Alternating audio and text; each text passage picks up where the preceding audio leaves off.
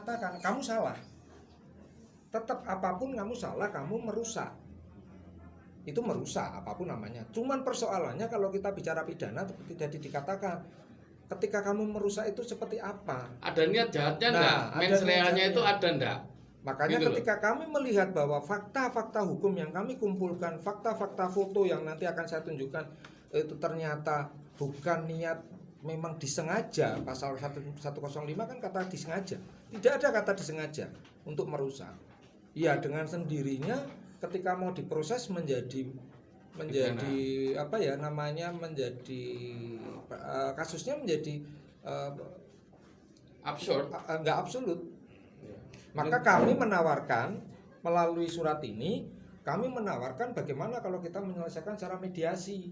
Win-win solution lah. Win-win solution. Salah satunya mediasi yang kami tawarkan apa? Kami menawarkan bahwa saudara Burhanuddin itu memang mengakui salah, tapi dilakukan karena ketidaksengajaan, yaitu ketidaktahuan. Ya kan? Tetapi niat baiknya saudara Burhanuddin akan merestorasi, mengembalikan lagi seperti bentuk sebelumnya. Ditutup termasuk dengan ukuran batu batanya juga akan dibuat sama seperti ukuran batu bata sebelumnya. Jadi nanti dirapatkan lagi lah, dibolongi tadi sempat disinggung masalah bahwa ini atas perintah Pak RT seperti itu. Apakah memang sejak awal tidak tahu atau gimana ini Pak?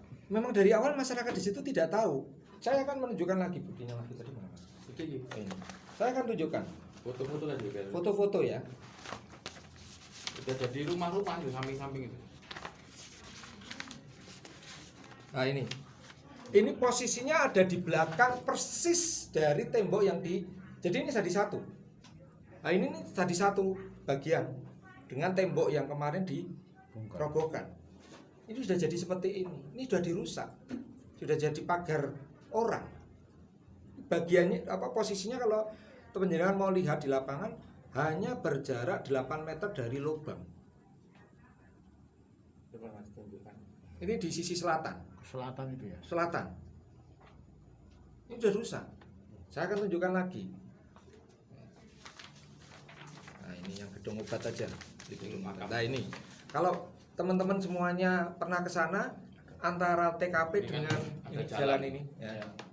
Itu kan ada jalan. Dulunya pasti ada. Ini kan tembok dong. Ini dulu tembok. Pertanyaannya, sekarang temboknya di mana? Siapa yang merobohkan? Kok dijadikan jalan? Ini berapa meter ya? Ini ya ada 6 meter. 5-6 meter. 6 meter. Karena 2 mobil simpangan bisa. Ini 6 meter ini. Yang ke timur itu ya? Ini yang arah timur yang menuju ke tembok keraton. Iya. Ya. Saya akan tunjukkan lagi. Gedung obat. Mana gedung obat? Nah ini gedung obat. Ini yang persis di sisi utaranya. Makam. Ini adalah ini Mas.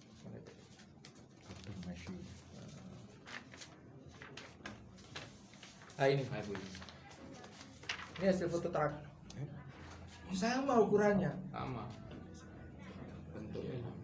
Artinya pasti dulunya nyambung gitu kan. Nah, logikanya kan ini dulu dengan jalan ini kan mestinya nyambung. Nih gedung obatnya kan harusnya nyambung ini kan, logikanya begitu. Gitu Pak. Ini. Iya. Ini sebetulnya semuanya menunjukkan secara arkeologis bahwa bangunan ini memang tembok ini sudah hancur. Hancurnya karena apa? Karena alam, kerusakan karena alam atau karena Mas Garendi yang merusak. Karena kan bahasanya dulu dijebol temboknya. Atau tembok ini dijebol karena masyarakat. Untuk kepentingan masyarakat.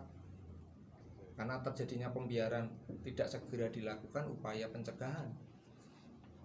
Oke, ini menindaklanjuti lagi Pak. Ya. Setelah saya juga dengar tadi Barji Balbeh. Jadi ketika pas klien jenengan ini dituntut kemudian mau diproses kan proses hukum, terus nanti seperti apa? Apakah juga akan menarik para yang rusak sebelumnya atau seperti apa Mas? Jadi Ini kan gini, banyak, ya? saya mungkin sedikit saya agak, kalau Mas Ari ini memang pidana murni ya. Ya walaupun saya juga pidana murni ya. Tapi kalau saya begini, kalau saya masih menggunakan alternatif penyelesaian sengketa. Ya nek iso. Jadi saya itu tidak menginginkan Mediasi. ini dilakukan dalam upaya pro justisia. Sama sebetulnya mediasi juga pro justisia.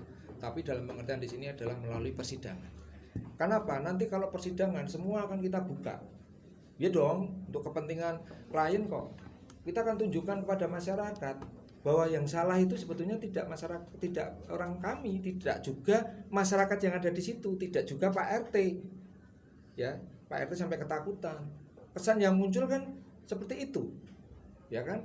Terus berbondong-bondong komunitas-komunitas seakan-akan bahwa perusakan itu yang melakukan adalah masyarakat.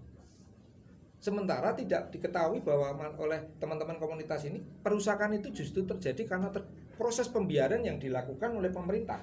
Tahun-tahun yang lalu. 2015 loh dia mendaftarkan. Kenapa baru diproses 2022? 7 tahun. Terus Dan maksudnya rencana untuk perbaikan itu tadi seperti apa, Mas? loh, kalau di dalam mediasi diterima ya kami akan melakukan proses perbaikan. Kan itu kan itu tawaran dari iya, kita. tawaran dari kami. Dari pihak Tapi kita. kalau tetap mau nekat ya ngapain kita perbaiki? Nah, tawaran dari kita itu ya wis Wong, lah gitu wong kan. jelas pasal 105 tegas mengatakan dengan sengaja. Undang-undang mengatakan dengan sengaja. Ini kan tidak disengaja. Fakta memang betul tidak disengaja. Fakta sampai sekarang nggak ada penetapan. Bahkan prosesnya itu baru rekomendasi dari tim ahli cagar budaya. Tidak ada pidana. Lah kalau belum ada penetapan ya nggak bisa kemudian Belum 30 hari ke depan Bu Eti atau Bu Bupati menetapkan kemudian diberlakukan surut ke 21. Nggak Ya tidak bisa. bisa. Hukumnya nggak begitu. Tadi saya jelaskan tadi loh Mas. Jadi tidak bisa dipidana kalau belum ada aturan yang mengaturnya. Kan gitu loh. Nah ini terakhir saya akan tunjukkan gambar. Ini peta yang kami dapat dari Balai Arkeologi. Japan Londo. Ini jelas, enggak Balai Arkeologi yang sekarang.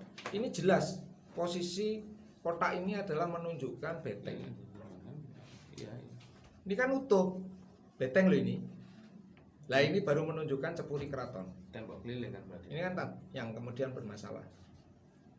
Lah kok sekarang nggak ada utuh? Bahkan yang sisi timur sudah nggak ada temboknya sama sekali. Maka benar tim ahli cagar budaya mengatakan ini hanya situs, bukan bangunan. Karena bangunannya sudah tidak ada. Kalau mau disebut kawasan ya susah. Maka disebut sebagai situs. Ada beberapa bangunan-bangunan yang tersisa. Nah itu. Jadi kita memang dasarnya dari acuan kita normatif ya. Legal, ada legalitasnya ada, kita punya sejarahnya ada, bahkan mungkin yang kaget ya. Saya punya buku. Buku ini tidak bisa ditemukan. Saya dapat langsung dari penasihat hukumnya Sawargo Pakubono ke-12. Pada halaman 2 dengan tegas mengatakan, halaman 42 dengan tegas mengatakan, saya bacakan ya. Ini langsung aja dalam tanda kutip. Segenap kawula kerajaan saya Pakubono ke-2 ya. Dengan ini menyatakan atas kehendakmu tidak boleh lagi ada penyebutan nama kerajaan Kartosuro karena sudah saya ganti namanya menjadi Desa Wonokarto. Sabdo Pandito Ratu Tan Kena Wolawali ini sudah undang-undang. Nggak ada keraton Kartosuro. Pakubono berapa itu? Dua. 17 Februari 1745. Setelah pindah itu ya. Jadi sejak saat itu bisa dikatakan hanya situs. Ya itu hanya sebagai situs. Bukan keraton lagi karena keratonnya sudah di Wonomarto. itu Mas. Enggak ada lagi yang ingin ditanyakan, silakan. Kemarin sempat ke wawancara dengan Pak RT juga, itu beliau